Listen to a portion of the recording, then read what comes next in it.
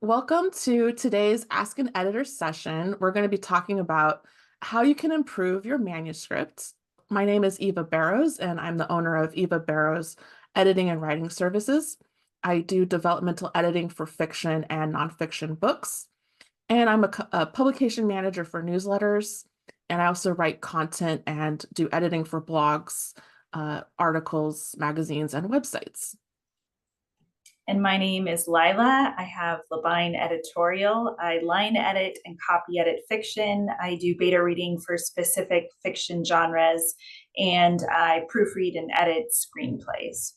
In this session, we just want to let you know that this is kind of like a mashup of kind of several of the presentations we've done throughout the year. And if you want any kind of more in-depth information, you can look on our websites for that YouTube recordings and kind of get more information. But just kind of a general overview of what we talked about this year are what editors do and why they're important, the various kinds of editing, self-editing techniques, critique groups and beta readers, and what happens after an edit. And we'll kind of just go over all of these topics in this session. So first up, what does an editor do? The idea of an editor is someone who fixes sentence structure and grammar. This is true, but there are also many other ways editors can help and support writers to clarify their ideas in writing. So editors are objective outside readers who help writers see what they are missing when they are deep into the revision on their own. So, why would a self-publishing author work with editors? When you are self-publishing, you're basically the production manager for your writing, for your book or manuscript. The ultimate responsibility for producing a high quality book is on you because your name is on the book. So you want feedback from an objective person to ensure that your book is easy and interesting to read. And you just want to make sure that the writing isn't stilted or there are a ton of typos and grammar errors, because then your writing will be less likely to be reviewed well and shared with others. So why would a traditionally publishing author work with an editor?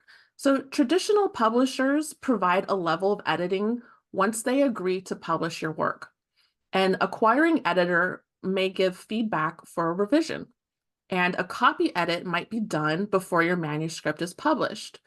But to capture the interest of an agent or publisher in the first place, your manuscript has to be in great shape. So hiring a freelance editor will help you level up your manuscript. And we're going to get into the editorial phases. Editing is done in stages. So authors go through their drafts several times after receiving editorial feedback. Individual editors specialize in one or two types of editing, and writers may need to work with several editors who specialize in different stages of the editing process. So the various kinds of editing and look like, you go big picture editing to detailed level. So a book coach and a developmental edit is kind of the high level roles that editors do. And then that goes down into line editing, copy editing, and finally proofreading before you publish. So a book or writing coach, an author might want to hire a coach if they are coming from a background that is outside of writing.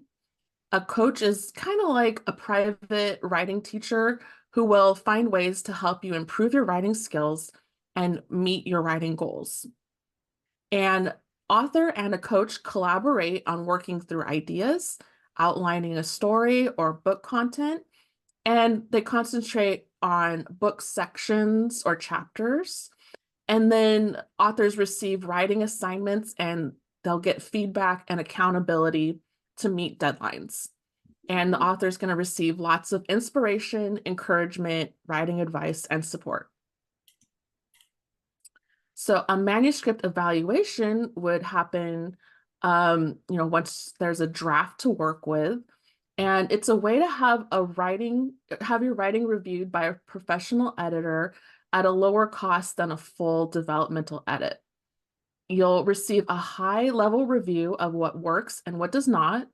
You'll receive feedback and advice on how to revise, and you will be referred to outside resources that explain problem concepts in depth. And that could be, books on craft, blog posts, videos, just to kind of learn more about the writing craft. And then editors will point out consistent problems that pop up, such as grammar issues, but they won't correct all of them for you just in that manuscript evaluation. And then in a developmental edit, this is where authors are going to receive holistic feedback on their entire book and pretty much a guide to rewrite. Um, the editor will assess the genre, structure, characters, themes, point of view, and the reader experience and their expectations. The author will receive an editorial letter with recommendations. They'll have sample revisions and comments within the manuscript, and a spreadsheet tracking and analyzing the development of each scene. So just to note that not all editors provide the same deliverables, but this is kind of things that you can expect. And then the author is going to walk away with a full set of instructions to work through their next level of revision. And authors and editors will meet to discuss the findings on a phone call, over Zoom, or in person if they live locally, so that the writer can fully understand what their next steps need to be. And then there's other names for developmental editing. So you might hear substantiative editing, structural editing, content editing. And these are just editing processes that focus on the larger scale strategies for improving a manuscript at the big picture level. So with more detailed level editing, there's line editing and copy editing. And those two services often get confused by a lot of authors, and a lot of editors kind of blend the two into one service. I do that, and that's perfectly normal. But they are different. So line editing and copy editing overlap in that they both focus on clarity and concision, consistency, repetition and redundancy, checking verb tense, basic fact checking, and checking for potentially harmful language. Where they're different is that line editing has more of a focus on like the beauty of the writing and how it flows and the rhythm and all of that. So a line editor will check the length, rhythm, and flow of the sentences, the necessity or order of sentences and paragraphs. And they will check grammar rules usually, but that won't be their main focus. They'll also help fiction authors with the dialogue, their action beats, and any like head hopping and telling versus showing.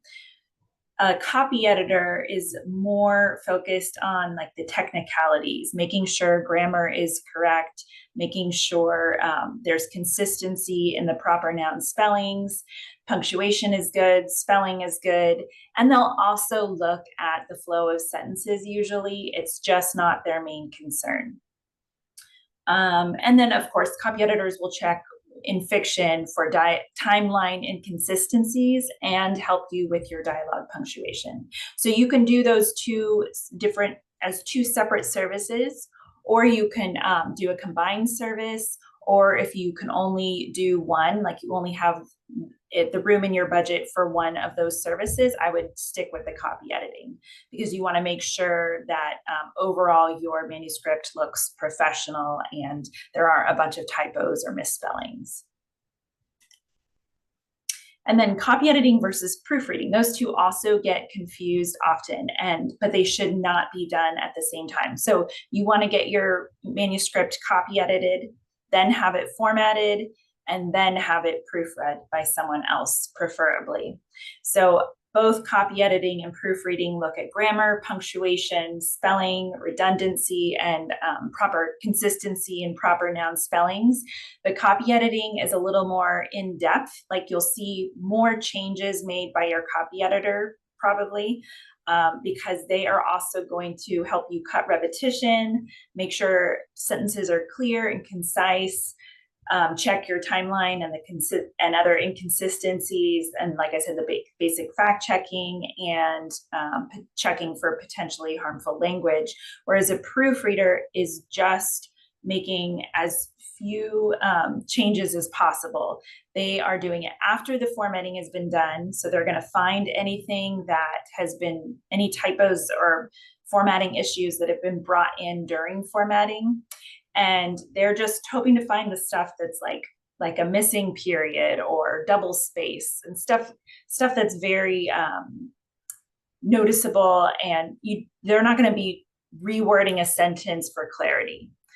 They're hoping to make as few changes as possible, and they will also be checking your front and back matter. So the blurb on the back, the author bio, they'll make sure your table of contents is good and the page numbers match the actual start numbers for the start of the chapter. Yeah, so that's how those two differ. Now we're going to talk about self-editing. Do you need to self-edit if you're working with an editor? Yes. Everyone should be doing some amount of self-editing. It will save you time and money, and because you know your book best, it's best that you get it as close to as how you want it as you can before handing it over to a professional editor. That way, when we're looking at your book, we are more likely to understand what you're going for. We're more likely to spend time helping you with the things that actually matter instead of just, trying to fix the spacing. Or it's just, it's best to get your book in its best possible shape before you give it to us. So I'm going to talk about big picture self-editing for fiction and nonfiction. So first, you want to read the full draft without making any edits. So just take notes about what you're observing, what does not work, and then pay attention to your strengths and weaknesses. And ask yourself, can the reader picture the story I have in mind when they read what I wrote? And then the next step would be to create an editing plan. So focus on what you need to do to make the story message clear for readers.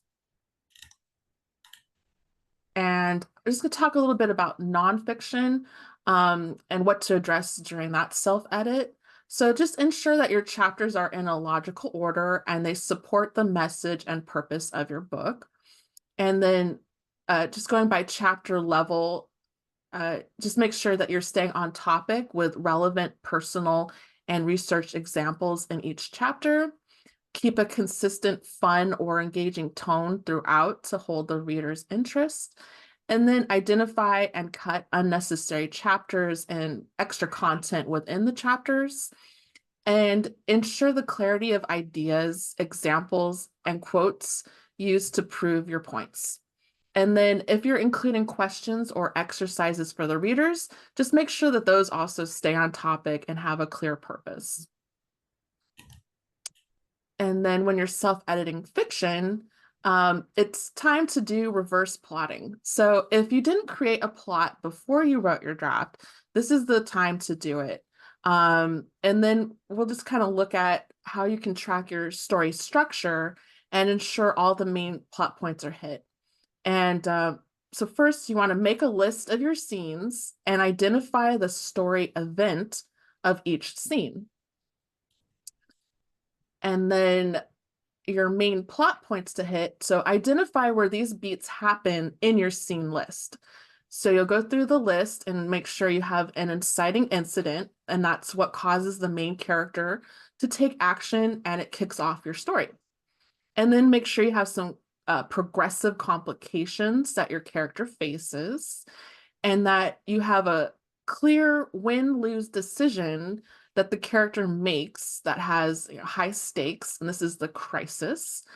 And then climax is the character has changed after they face the challenges, and they have achieved an inner or outer reward, and they get something out of having gone through the story. So having gone through the plot, the character changes. So just make sure that that is within your list. And then resolution, is there a satisfying ending?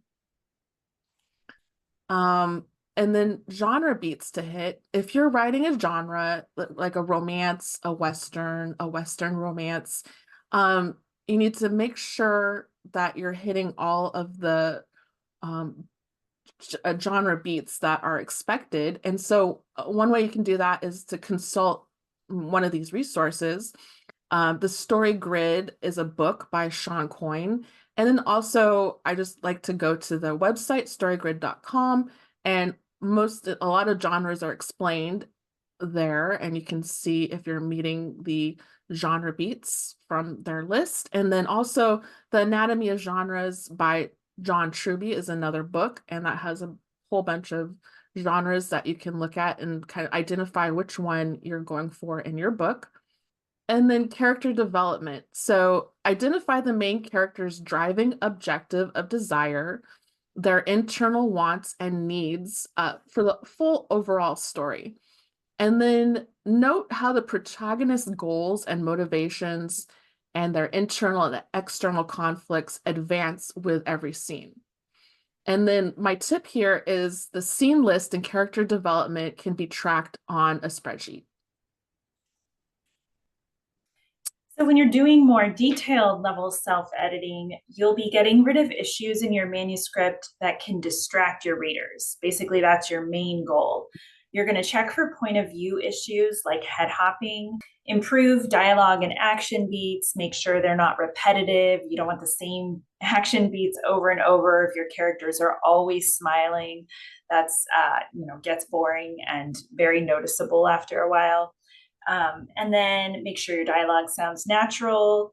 Check and improve your verbs. So not only do they need to be in the right tense, if you're writing a present tense, make sure you haven't slipped in any past tense verbs in there, but also make sure that they're like strong and specific verbs. So like instead of walk, can you use, bounced over or rushed, anything like that. Anything more specific is good. And then do some fact checking. Even in fantasy fiction, you still need to make sure that all the like the rules of that world are being followed every time. Oops, it's not working. Oh, and then ensure consistency. So are your settings and your characters, their characteristics shouldn't be changing. So your character that has curly hair should have curly hair the whole time, unless, you don't want to, I don't know, unless they actually do something to their hair. And deal with repetition. So are there any words, sentences, or paragraphs that can be cut or reduced? And check sentence structure. Are there any awkward or confusing sentences that maybe you could reword that will make it flow better? So when you're self-editing, just remember to take breaks because it's very tedious and it can get boring. I know because I'm an editor. So take breaks. Keep track of details in separate documents. So just like I said, you want to keep track of your character and setting description. So you can have a whole separate document with all the names of everyone in your story, all the settings and what it looks like. Some people I see will like map out the house of the main character or just anything to help you keep better track. And then when you are reading through your manuscript for what feels like the 100th time, you can change the look of it to make it easier for you to notice typos and other things. So you can change the margins, you can change the font, you can change the font size, or you can print it out and read it that way. Whatever helps you see it differently so that you have a fresh perspective. And then my number one tip for self-editing is to read it out loud. You're going to notice when sentences sound awkward, when they're repetitive, when you're using the same word very often. You're going to notice when things sound beautiful and you want to do more of that. You're going to notice all the typos. It's so much easier to find things to fix when you're reading out loud or when you're having a program read it for you. And when you do use programs like MS Words Editor or Grammarly, just use them with caution, because about a third of the time I find that the suggestions they give me don't really work for the context that that error is in. So you just want to make sure that you're not just accepting it, whatever they say. Check into it and be careful. Okay, so now we're going to talk about critique groups and beta readers and how they can help you improve your manuscript. So first up, what is a critique group? It's a group of writers who want to improve their craft through giving and receiving feedback on various stages of writing projects. And you can meet online, in person, or do a hybrid meeting. And then how to find or start a critique group.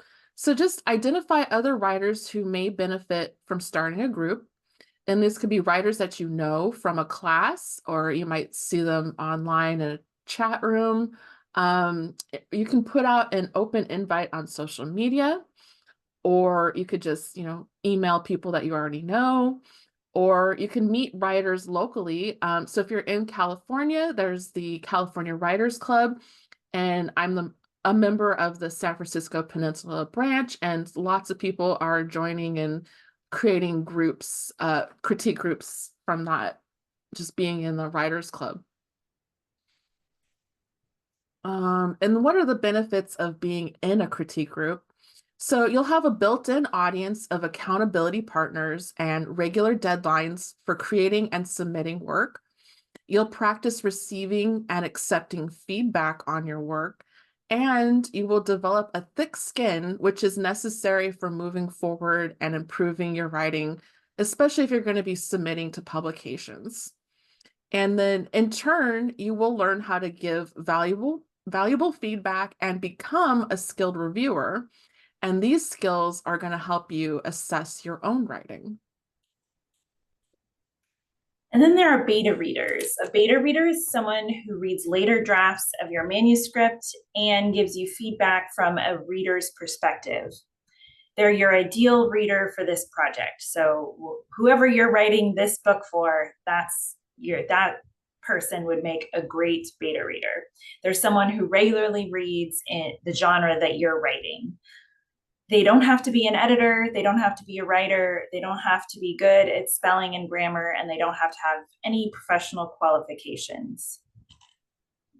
You can use beta readers before developmental editing just to get a feel for what your ideal reader would think about your manuscript before you hand it to a professional editor. Or you can use beta readers after developmental editing to kind of confirm that the changes you and your developmental editor made work well for your readers. You can also use beta readers after line editing or copy editing, just as kind of a final check. That's probably maybe the least helpful time, but I have done beta reads for people who have already gone through copy editing and just want that final reassurance. You can find beta readers amongst your followers if you already have an audience on a social media platform. You can just put out a request and say, hey, I'm looking for beta readers for my latest project. You can look on Goodreads, Instagram, Reddit, and Facebook. Goodreads and Reddit and Facebook all have groups specifically for beta readers. Some of them are paid and some of them are volunteer. You can look on Fiverr, Upwork, The Spun Yarn, betareader.io, and Scribophile. Just make sure that you know exactly what they're going to be giving you and doing for you, the kind of feedback they're going to be giving for how much you're paying them. Because everyone kind of has a different idea of what beta reading is, especially on sites like Fiverr and Upwork. You can ask your family and friends, but they're sometimes less likely to give you honest or specific feedback. And especially if they're not already readers of your genre, I wouldn't suggest it. And then sometimes they're not always good about finishing it when you are wanting them to finish it by, because they just don't feel the need, they don't feel as obligated since they're already your friend or family member. Editors like myself offer beta reading services, and the only thing is you just want to keep in mind that we are giving you feedback from a reader's perspective. We're taking off our editor's hat and pretending we're just a regular reader. So we won't be doing any corrections of, we might be finding typos, but we're not, that's not our goal. And you do want to make sure that that editor is a reader of your genre that you're writing.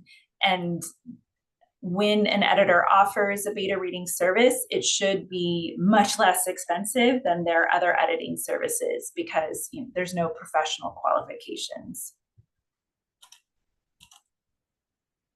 A good beta reader is reliable. They'll get your book back to you when they say they will. They're honest and compassionate, so they won't sugarcoat or lie about their reactions to your story, but their criticism will be constructive. They're going to focus on the story. They might point out little typos as they see them, but that's not the job of a beta reader. The job of a beta reader is to let you know how the average reader would feel about the story you've written. And they should be pointing out things that they like as well as what they didn't like. If they're all negative or all positive, I would kind of take what they say with a grain of salt, because then it just feels like they're not being completely honest. They should be able to give you some sort of explanation for why they liked or didn't like something. They won't necessarily know how to fix it, and that's not their job anyway. Like I said, that's for the editor, but they should be able to give an explanation. Like, this part was kind of boring to me because the scene just moved really slowly. The characters seem to say the same thing over and over again. So notes like that are what you're going to get from your beta reader. You can ask your readers to leave comments in the manuscript when they felt certain things, or especially if it's like a mystery or a suspense or thriller, you could ask them when they figure certain things out or have certain predictions. That's helpful for you to know. And then they can also leave a comment anytime they find a sentence or any section of the story that's confusing, because you want to know that. You want to know if there's some clarifying you need to do or some rewording of a sentence that you need to do in order to make it easy for your readers to read your book. And then ask them to give feedback specifically on whatever it is that you're concerned about. So you might say, I'd love for you to pay extra attention to chapter 9 and let me know what you think about the murderer reveal, because maybe you're unsure about the way you wrote that. And then if you let them know exactly what it is you're concerned about, then they can give you the exact help you need. And I'm not sure I don't think I've mentioned, but beta readers can be paid or unpaid, or volunteer, and both is fine. Paid just means it's slightly more reliable maybe, and you might be more likely to get it back on time, get more thorough feedback. But there are a lot of fantastic beta readers out there who do this as a hobby and do it for free. Okay, so what happens after a professional edit? So we want to let you know that your developmental editor wants your writing to be the best it can be. And then they want to help you achieve your writing goals. So you can collaborate with your editor. Developmental editors help authors structure their stories and craft dynamic characters. And developmental editors should offer a handoff meeting to walk authors through their findings. And together you'll look at examples of comments and edits in the manuscript, and then go over how to use those story tracking tools, and then how to go over the feedback the editor has documented in their editorial letter. And then authors, please feel free to ask your editor clarifying questions. And you should leave the meeting knowing how to use the materials the editor has provided. And then if you're unsure of something, let your editor know. You might email them or need a quick meeting after you have a chance to review everything that they've given you. So review all of the material. So spend some time reviewing the edited manuscript and supplemental material that your developmental editor provided. So then note what the feedback is asking you to do during the revision. And there will be several questions that are posed to the author that need to be answered to help strengthen the story and improve the reader experience. And there will be gaps to fill in the plot and the timeline and unnecessary characters or scenes to cut. So the author needs to start thinking about how to approach all of these situations. And here's a revision roadmap. So one thing that you'll get from your editor is the editorial letter, and that's going to examine repeating problems throughout the manuscripts. And then it'll have chapter summaries with the developmental notes, and it'll identify what works and what does not, and it'll provide potential solutions.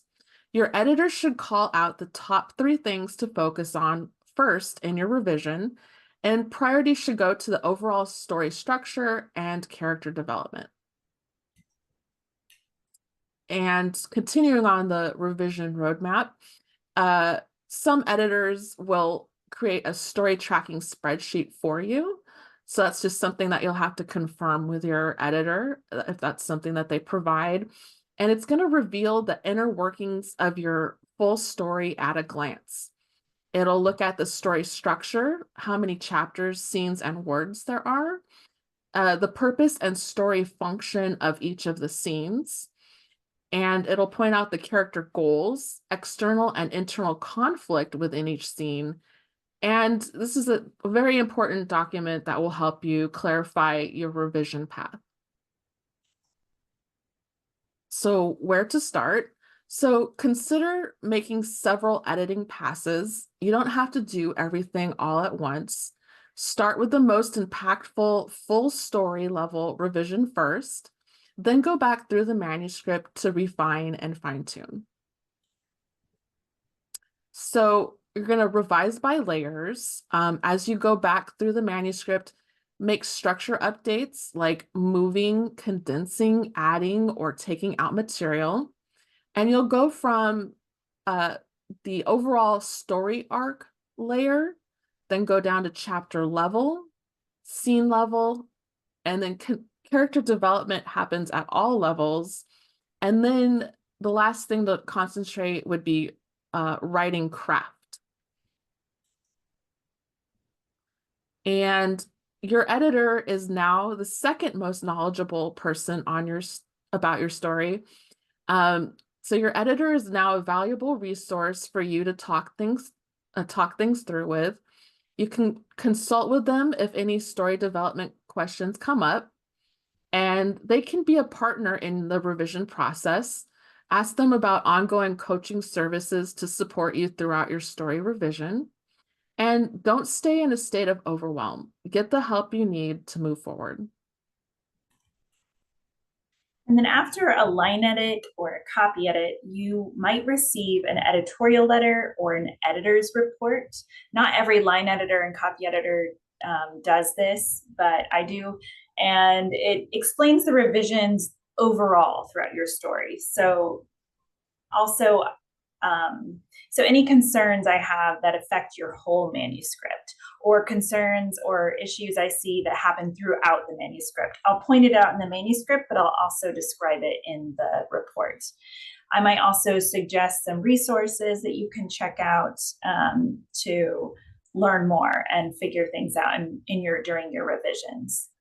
You'll also get a style sheet kind of that just keeps track of your editor's decisions and your preferences. So if you don't like to use the Oxford comma, that's something I would note on the style sheet, the way you like to spell certain things, and then character descriptions and their names, and sometimes a timeline as well. Every copy editor should be creating a style sheet for you. Not every copy editor gives it to their client, but if you ask for it, they should have it and be able to give it to you. It's you may not understand everything that's on there, but it's just nice to have, and it's something to give your proofreader and to make your proofreader's job that much easier. And then, of course, there'll be the tracked changes and comments in the manuscript itself, where your editor has made changes, made suggestions for revisions to sentences and paragraphs.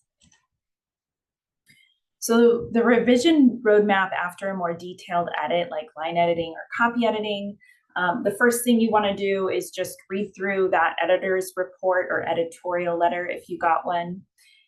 Just take note of it, learn, decide, get a feel for what your editor thought, and then take a look at the style sheet, get a feel for what's on there. Once again, like, you don't have to understand everything on there. It's kind of like your copy editor's notes. And then start at the beginning of the manuscript and read through your editor's comments and suggestions. Start compiling a list of questions, if you have any, that you need your editor, questions you have that your editor can explain further for you. And make sure you read through any resources that your editor linked to before you send that list of questions, because some of their answers might be in there. And then let the feedback just kind of marinate in your brain for a little bit while you wait for your editor's answers if you had any questions. If you have new ideas or thoughts, maybe write them in a separate document and just leave your manuscript alone for a couple of days, or even just, a few hours is helpful, just to let all that info sink in. Then once you have your editor's explanations and you've given yourself a day or two, then start dealing with each of the issues that your editor brought up. You can go through the manuscript slowly and just deal with things one at a time. Try not to get overwhelmed, and just remember to start with the bigger issue stuff first. So you want to deal with like biased language or scene level pacing issues before you deal with dialogue, punctuation, and misspellings. So you want to deal with head hopping, inconsistencies, contradictions, and factual errors. Sometimes those factual errors can affect the whole story. If it's a travel time from one location to another, your editor points out that's not actually very realistic, then you might have to redo some of the plot. So those are the bigger things. And then you can start cutting down on the repetition, making improvements to dialogue, checking, revising those confusing sentences, seeing what your editor suggested. I'll often give a couple of possible options, and then of course the author can always decide to revise it on their own. And any any word usage errors or spelling consistency issues. So you go through all the inline edits, all the comments, accept or reject the changes, and then read through the entire manuscript again out loud, preferably, to do that final check. Because we do miss things. So what's usual is a 95%. We find errors at like a 95% rate. So we're not perfect, but if multiple people check your manuscript and then you do that final read aloud, that's going to be super helpful.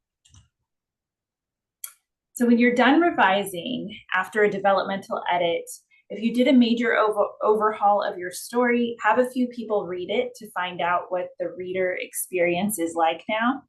Then make any final tweaks in response to their feedback. And then after the copy edit, make sure you've addressed each of your editor's comments. You've read through the full manuscript at least once more time out loud. Like I said, I'll say that over and over and over again because it's so important. And then if you feel great about the revision, it's time to move on to the publishing stage. Embracing editing as a creative opportunity elevates writing quality and impact. So just some of our final thoughts here are some authors despise the self-editing process and making revisions after getting professional feedback. Other authors have told us it's their favorite part of writing a book. So think of the editing process as another chance to increase the impact you have on your readers. You might find that it becomes easier and more enjoyable. And working with an editor gives you a new perspective and insight into your potential audience's experience. Editors can share methods and tools for getting deeper into your story and help you achieve your writing goals. I want to thank you for joining us today, but we have one more Ask an Editor session that we're going to do this year, and that's do you have editing questions for us? And that's going to happen November 13th, 11 a.m. Pacific on a Zoom.